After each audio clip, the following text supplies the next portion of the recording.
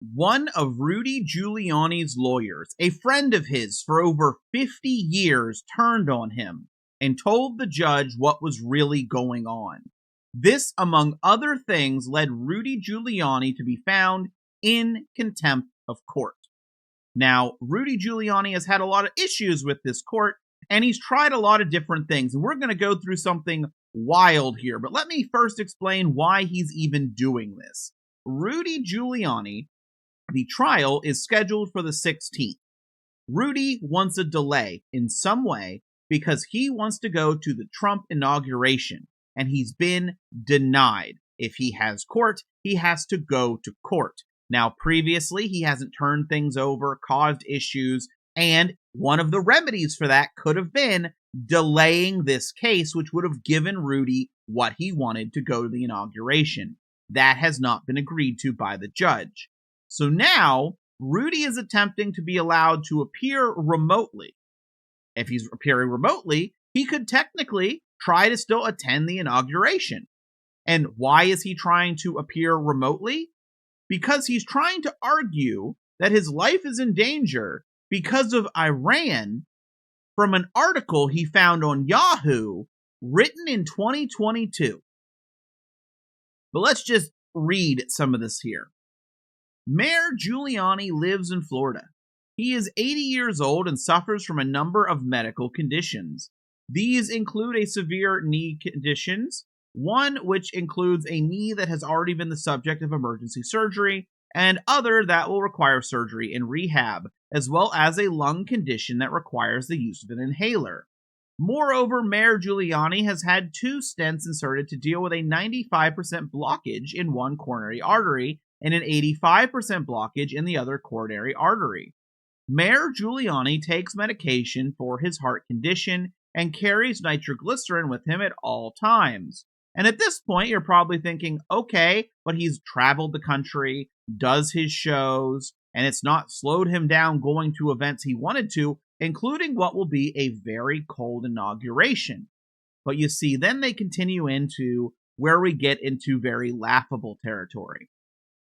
In addition, there have been a number of credible death threats against Mayor Giuliani, including 2 successful prosecutions and others that could be detailed if necessary, and it goes to 1. And this is U.S. governments warn Iran may try to kill American officials in revenge for killing top general. This is a 2022 Yahoo article.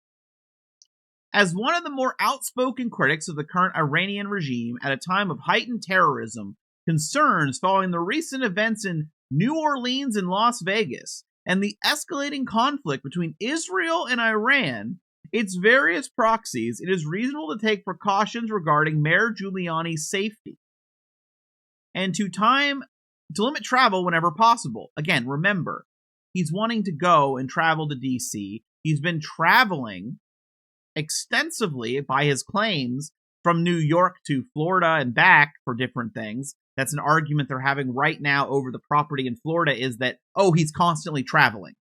But let's keep going.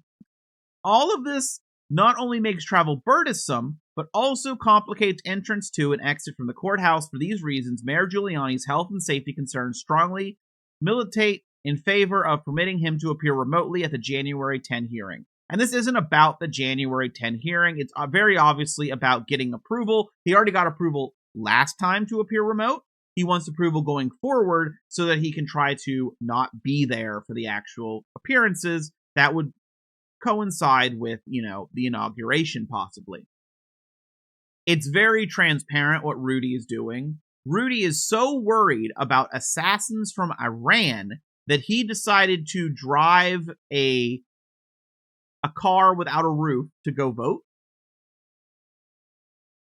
He's so worried about it that his lawyers have argued that, he must actually be traveling from Florida to New York repeatedly to be able to see all his doctors. Rudy has been trying to hide evidence of his travel. That has been a key part of this case, is that Rudy Giuliani wants to hide his travel, which is hilarious when you realize now they're saying, oh, well, he shouldn't travel. He should limit travel. But his defense is that he's been extensively traveling. This is a case of throw everything at the wall, see what sticks, and I think if Rudy has to appear in court and it coincides with the inauguration, he's simply just not going to go. He's just not going to go. That's my opinion. I don't think Rudy's going to go.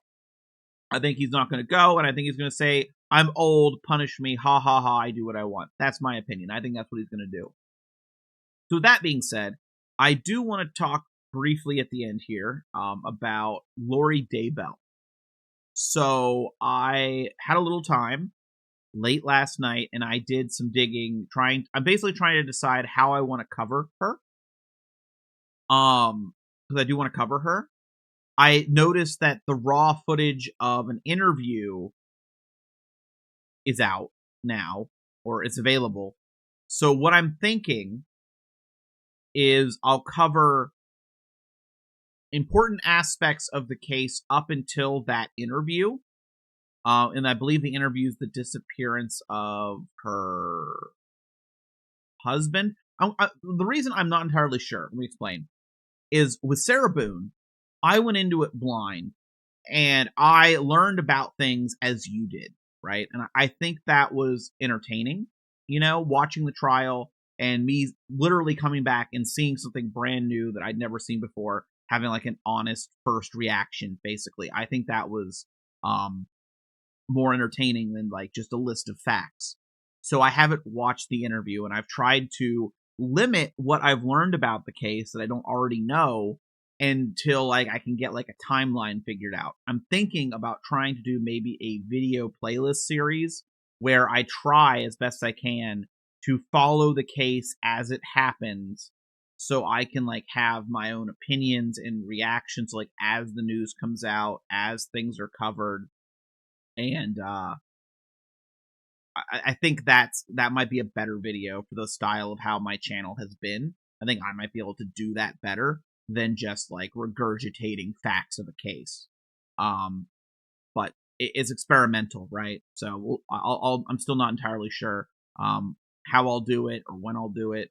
But I'm thinking right now maybe first video is like some backstory of what's going on, who are the players, and then the disappearance, and then go into the interrogation and just kind of go and like maybe end it after the interrogation or shortly what happened shortly after the interrogation, and like make it more segmented that way.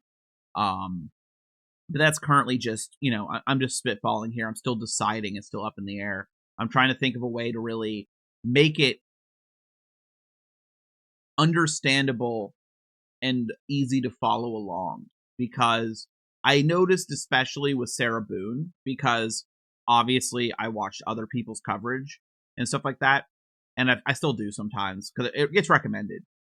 People that came in later in the case, like came in way later, mid-trial and stuff, there's so much nuance is missed with like, we didn't know something until X thing happened.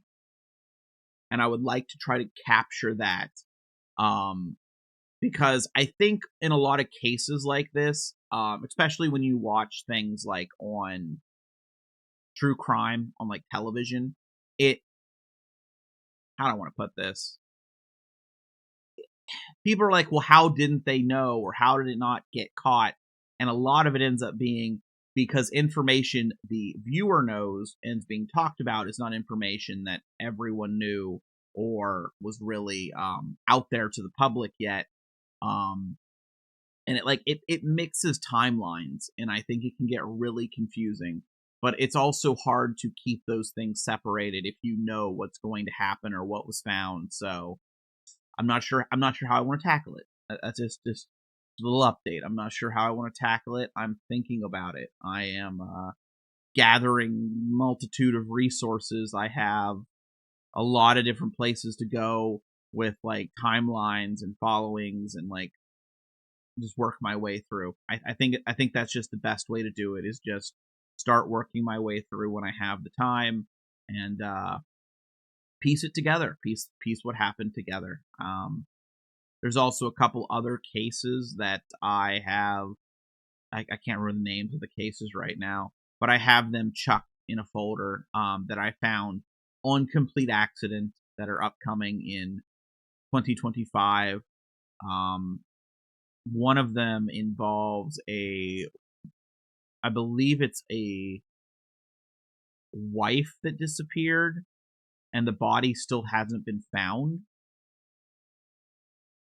I believe that's one of them that I don't know if I'll cover that, but like just I'm still looking. I know I haven't been super active with true crime stuff. Technically I kind of have with J6 stuff and Rudy Giuliani. You know, that's still crime. It's just not as not murder. But that's kind of where I'm at. I'm just not sure how I want to format things, and that's kind of what's holding me back right now, because once I know the formatting I decide to use, it's a lot easier to say, okay, I can take this chunk of information and I can do a chunk of it, and then I can release it, and then I can see if people like it and refine it and move on to the next chunk. But I have to figure out what I want that first attempt to be. So that's where I'm at with that. And thought I'd do a channel update at the end. I like to do those when I have the time for anyone interested. And of course, the Giuliani case, I think it's going to keep getting weirder. I really do. I think Rudy is going to try some really weird stuff. I really do. I don't really put anything past this guy. So I know a lot of people aren't interested in political crime. I guess that's how you put that. But I think we can all admit Rudy's a weird one. See you in the next video.